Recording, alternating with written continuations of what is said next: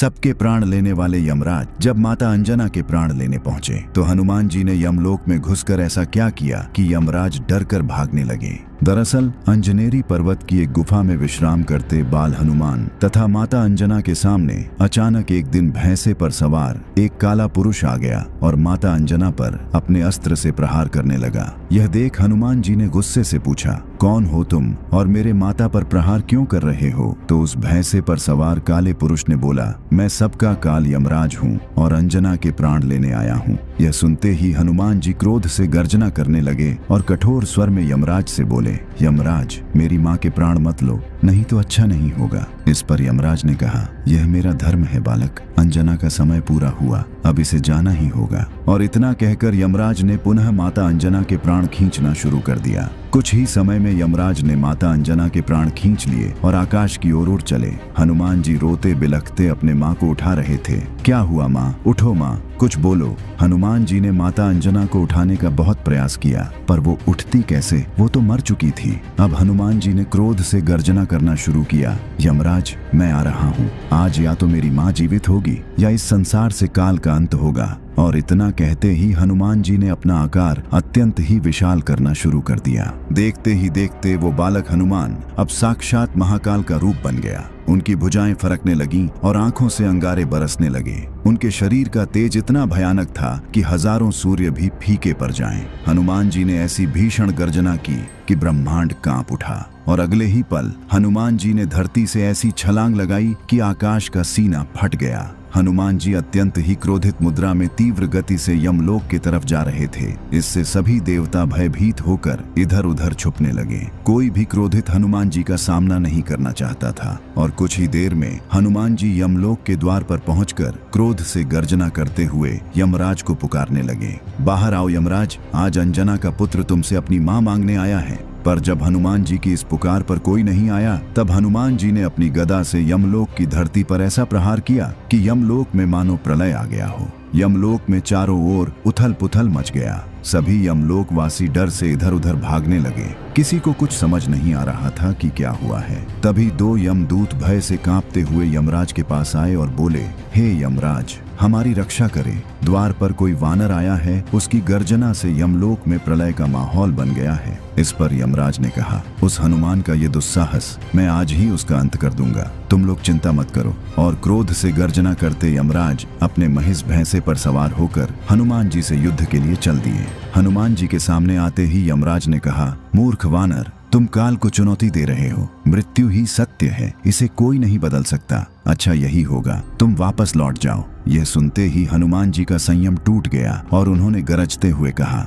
मैं अंतिम चेतावनी देता हूँ, मेरी माँ के प्राण वापस करो या मुझसे युद्ध के लिए तैयार हो जाओ। पर यह सुनते ही जब यमराज ने ठहाके मारकर हंसते हुए कहा, अंजना के प्राण भूल जाओ वानर, पर अगर तुम यहाँ से जल्दी नहीं गए तो मैं तुम्हारा प्राण अवश्य ले लूंगा। यह सुनते ही हनुमान जी ने अपनी गदा उठाई और फिर शुरू हुआ हनुमान जी तथा यमराज के बीच ऐसा महाप्रलयंकारी युद्ध जिसका आप सभी को इंतजार था। यमराज ने अपने सैकड़ों यमदूतों को आदेश दिया, बंदी बना लो इस वानर को। और देखते ही देखते भयानक चेहरों वाले, हाथों में भाले और पाश लिए लाखों यमदूत हनुमान जी पर टूट पड़े। पर उन मासूम यमदूतों को शायद पता नहीं था कि वे हनुमान जी पर आक्रमण करके कितनी बड़ी गलती कर रहे हैं। हनुमान जी ने क्रोध से गर्जना करते हुए अपना रूप विशाल किया और यमदूतों की सेना पर काल बनकर टूट पड़े। कुछ को उन्होंने अपनी मुट्ठी में पकड़ मसल दिया और कितनों को तो अपने पैरों से ही दबाकर मार डाला। हनुमान जी का ऐसा विकराल रूप देख सभी यमदूत थर थर कांपते हुए डर से इधर उधर भागने लगे।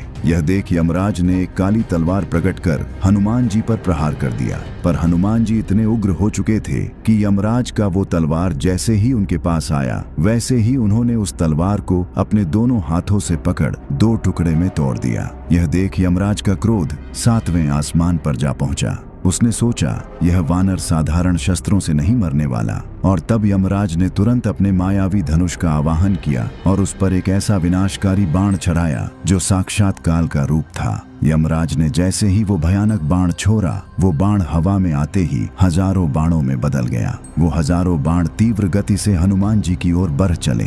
यह देख हनुमान जी ने भी अपनी गदा को तेजी से घुमाकर हवा में छोड़ा और तभी वो गदा अनेक दिव्य गदाओं में बदल गई और काल की भांति यमराज के उस बाण की ओर बढ़ चली। देखते ही देखते हनुमान जी की हजारों गदाओं ने यमराज के उन हजारों बाणों को नष्ट कर दिया। अपना यह वार खाली जाता देख यमराज बौखला उठे। उन्होंने अपनी तंत्र शक्तियों से एक भयानक काली गदा प्रकट की और अपने भैंसे से उतरकर हनुमान जी से द्वंद्व युद्ध करने लगे। काफी देर चले इस द्वंद्व युद्ध के बाद हनुमान जी ने एक ऐसा प्रहार किया कि यमराज दूर जा गिरे। हनुमान जी ने जैसे ही यमराज पर पुनः प्रहार करना चाहा, यमराज तुरंत गायब हो गए। हनुमान जी को समझ नहीं आया कि यमराज कहाँ गए। जब कुछ देर तक यमराज नहीं आए तो हनुमान जी को लगा शायद यमराज डर कर भाग गया, पर तभी भैंसे पर सवार यमराज पुनः हनुमान जी के समक्ष प्रकट हुआ और देखते ही देखते दूसरा यमराज, तीसरा यमराज, कुछ ही समय में हनुमान जी के समक्ष सैकड़ों यमराज प्रकट हो चुके थे।